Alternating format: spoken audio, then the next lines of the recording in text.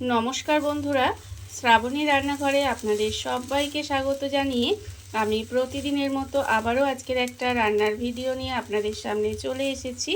আজকের আমি আপনাদের ফেলে দেওয়া ফুলকপির কচি পাতা আর লাউয়ের খোসা দিয়ে একটা অসাধারণ ভর্তা বানিয়ে দেখাবো। আশা করি আপনাদের ভালো লাগবে। তার জন্য কিন্তু আমার পুরো ভিডিওটা আপনাদের দেখতে হবে। আর দেখা শুরু করার আগে একটা লাইক দেবেন, সুন্দর একটা কমেন্ট করবেন আর শেয়ার করতে ভুলবেন না। তাহলে চলুন আজকের আমি এই ভর্তাটা কিভাবে বানিয়েছি সেটা আপনারা একবার দেখে নিন। রান্নাটা করার জন্য প্রথমে আমি এখানে দেখুন গ্যাসটা অন করে একটা কড়া বসিয়ে দিয়েছি। এইবারে আমি কড়ার মধ্যে দিয়ে দেব সর্ষের তেল। এখানে কিন্তু প্রথমে অল্প একটু পরিমাণে সর্ষের তেল দিয়ে দিলাম, দিয়ে তেলটাকে একটু গরম হতে দেব। তেলটা কিন্তু প্রথমে খুব ভালোভাবে একটু গরম করে নিতে হবে। আর আমি প্রতিদিনের মতো আপনাদের একটা কথাই বলবো যে প্লিজ আমার ভিডিওটা আপনারা টেনে টেনে দেখবেন না, পুরো ভিডিওটা দেখুন। আশা করি আপনাদের ভালো লাগবে। দেখুন আপনাদের সাথে কথা বলতে বলতে কিন্তু এখানে তেলটা আমার প্রায় গরম হয়ে এসেছে। এইবারে আমি তেলের মধ্যে দিয়ে দেব, দেখুন এখানে দেব আমি ফুলকপি আর কচি যে পাতাগুলো সেই পাতাগুলো কিন্তু এখানে দিয়ে দিচ্ছি। ফুলকপির পাতাগুলো এখানে একদম ধুয়ে ভালোভাবে একটু কুচি করে রেখেছি আর সেই পাতাগুলো এখানে দিয়ে দিলাম। আর দেব আমি এখানে লাউয়ের খোসা। এখানে লাউ রান্না করে দেখুন খোসাটা যে সেই খোসাটাও আমি এইভাবে রেখেছি, সেই খোসাটা এর মধ্যে দিয়ে দিলাম। দেব এখানে দুটো শুকনো লঙ্কা, দুটো কাঁচা লঙ্কা আর একটু কয়েক কোয়া রসুন রেখেছি। সেই রসুনটা কিন্তু একটু বেশি দিতে হবে, সেই রসুনটা দিয়ে দিলাম। আর দেব আমি এখানে কালো জিরে, এখানে একটু কালো জিরে দিয়ে দিয়েছি। আর আমি দিয়েছি এখানে পেঁয়াজ। এবারে এই সমস্ত কিছুগুলো এর মধ্যে দিয়ে দিলাম, দিয়ে এটাকে তেলের মধ্যে কিন্তু এইভাবে একটু নেড়ে চেড়ে ভেজে নিতে হবে। তেলের মধ্যে দিয়ে এইভাবে একটু খুব ভালোভাবে বলতে গেলে খুব বেশি কিন্তু লাল করে ভাজবো না, জাস্ট এইভাবে একটু নেড়ে চেড়ে এটাকে রান্না করে ভেজে নিতে হবে। আর আমার চ্যানেলের নতুন বন্ধু পুরনো বন্ধু সবাইকেই বলছি আমার তরফ থেকে অনেক অনেক ভালোবাসা। নতুন বন্ধুদের বলবো যদি আমার চ্যানেলটা সাবস্ক্রাইব করেন তাহলে পাশে থাকা বেল বাটনটা অবশ্যই প্রেস করে দেবেন, যাতে আমি যখনই কোনো নিত্য নতুন ভিডিও আপলোড করব সবার প্রথমে আপনাদের কাছে নোটিফিকেশান চলে যাবে এবং আপনারা আপনাদের সময় মতো সেটা দেখে নিতে পারবেন। আর পুরনো বন্ধুদের বলবো যে এইভাবে আমার পাশে থাকার জন্য আপনাদের অসংখ্য অসংখ্য ধন্যবাদ। দেখুন আজকের আমি যে ভর্তাটা বানাচ্ছি সেই ভর্তাটা খেতে কিন্তু ভীষণই সুন্দর হয়। এটা দিয়ে আপনারা কিন্তু এক থালা ভাত নিমেষেই শেষ করে ফেলতে পারবেন। দেখুন এবারে এটাকে একটু নেড়ে চেড়ে আমি রান্না করে নেব।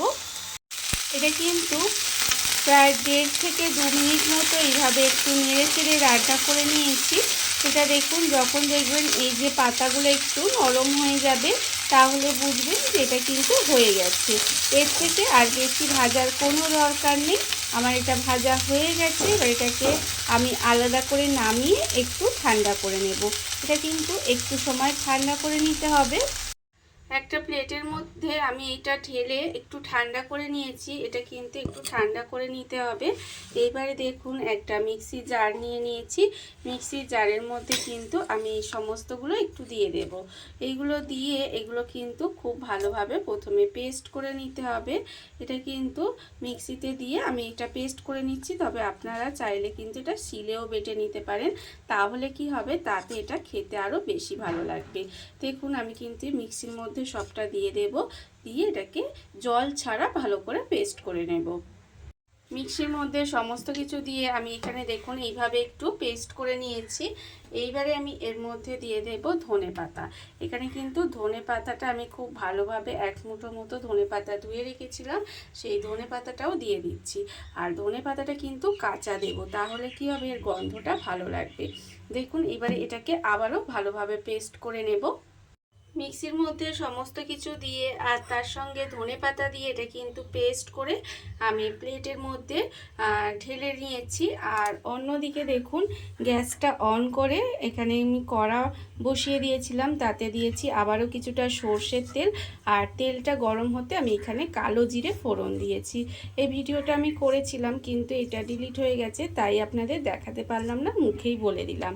দেখুন কালো জিরেটা যখন একটু ভাজা হয়ে একটু সুন্দর গন্ধ বেরোবে, তখন আমি এখানে দিয়ে দেব এই যে আমি যেটা বেটে রেখেছি সেই বাটাটা কিন্তু এখানে দিয়ে দেব। বাটাটা দিয়ে এবার এই তেলের মধ্যে একটু নেড়ে চেড়ে রান্না করে নিতে হবে।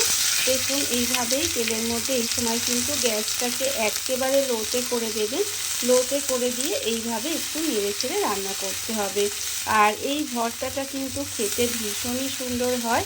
এইভাবে আমরা দেখবেন সাধারণত ফুলকপির পাতা বলুন বা লাউয়ের খোসা বলুন, এইগুলো কিন্তু সাধারণত ফেলে দিয়ে থাকি, কিন্তু এইগুলো দিয়েও যে এত সুন্দর একটা ভর্তা বানানো যায়, এই ফেলে দেওয়া জিনিসগুলো দিয়ে আপনারা না বানিয়ে খেলে কিন্তু বুঝতে পারবেন না।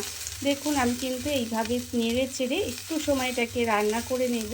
আর এটা যখন রান্না করছি তখন কিন্তু এর মধ্যে দিয়ে দেব, দেখুন আন্দাজ মতো নুন দিয়ে দেবো। এখানে আন্দাজ মতো নুন দিয়ে দিতে হবে। দিয়ে আবারও কিন্তু এটাকে মিশিয়ে নেব। মিশিয়ে এইভাবে গ্যাসটাকে লোতে দিয়েই কিন্তু নেড়ে চেড়ে রান্না করতে হবে। তবে ভর্তাটা একটু ঝাল ঝাল করবেন আর একটু রসুনটা বেশি দেবেন, তাহলেই দেখবেন খেতে ভীষণই ভালো লাগে। এরকম ঝাল ঝাল ভর্তা থাকলে আর মনে হয় গরম ভাতের সঙ্গে কিছুই লাগবে না। দেখুন এইভাবে নেড়ে চেড়ে আমি জাস্ট একটু সময় রান্নাটা করে নেব। রান্না করে নিলেই কিন্তু আমার একেবারে ভর্তা রেডি হয়ে যাবে। আমি এইভাবে একটু নেড়ে চেড়ে রান্না করে নিচ্ছি। একটু সময় কিন্তু এটা আমি নেড়ে চেড়ে রান্না করে নিয়েছি। আর দেখুন যখন দেখবেন এইভাবে এক জায়গায় জড়ো হয়ে যাবে, মানে কড়া থেকে ঠিক উঠে আসবে, তখন বুঝবেন যে এই ভর্তাটা কিন্তু রেডি হয়ে গেছে। দেখুন আমার কিন্তু একেবারে ভর্তা রেডি হয়ে গেছে। এইবার আমি গ্যাসটা অফ করে দেব আর আপনাদের পরিবেশন করে দেখাবো ঠিক কেমন হলো। দেখুন বন্ধুরা, বাড়িতে থাকা কত অল্প উপকরণে কত অল্প সময় কত সুন্দর একটা ফেলে দেওয়া লাউয়ের খোসা আর ফেলে দেওয়া ফুলকপির পাতা দিয়ে একটা অসাধারণ ভর্তা তৈরি হয়ে গেছে, আপনারা দেখতেই পেলেন। আর এটা কিন্তু খেতে অসম্ভব সুন্দর হয়। এইভাবে আপনারাও একদিন হলেও বাড়িতে বানিয়ে দেখতে পারেন। আর এই ভিডিওটা যদি আপনাদের ভালো লেগে থাকে, আপনারা আমার চ্যানেলটা সাবস্ক্রাইব করে এইভাবে আমার পাশে থেকে যেতে পারেন। তাহলে চলুন আজকের ভিডিওটা এই পর্যন্তই। নমস্কার।